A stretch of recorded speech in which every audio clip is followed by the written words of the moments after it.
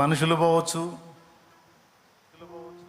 కానీ ఎన్ని పోయినా ఆరోగ్యం పోవచ్చు, ఏదైనా పోవచ్చు, కానీ ఒక్కటి పోవద్దు, విశ్వాసం.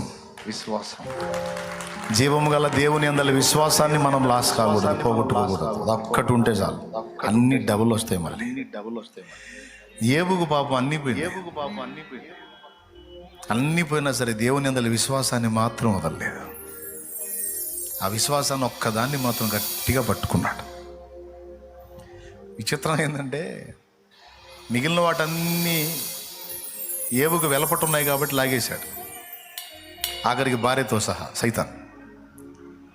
కానీ విశ్వాసం ఏబులో ఉంటుంది కాబట్టి దాన్ని తీలేకపోయాడు. అది ఏబు సొంతం, అది ఏబు పర్సనల్, దాన్ని తీలేకపోయాడు. అదొక్కటి ఆధారం చేసుకుని ఏబు బ్రతికాడు. ఎన్నో ప్రతికూలతల్లో బతికాడు. శరీరం దుర్భరమైన రోగంతో ఉన్న బతికాడు. తృణీకారాలు, తిరస్కారాల మధ్య బ్రతికాడు. నా మందను కాసే కుక్కలకు కూడా సాటి రాని వాళ్ళు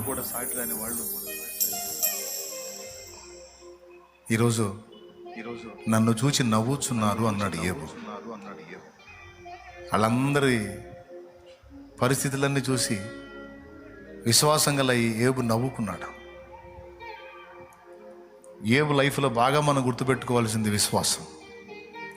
అన్నీ పోయినాయి, భార్య ప్రేమతో సహా పోయింది, కానీ విశ్వాసం ఒక్కటే.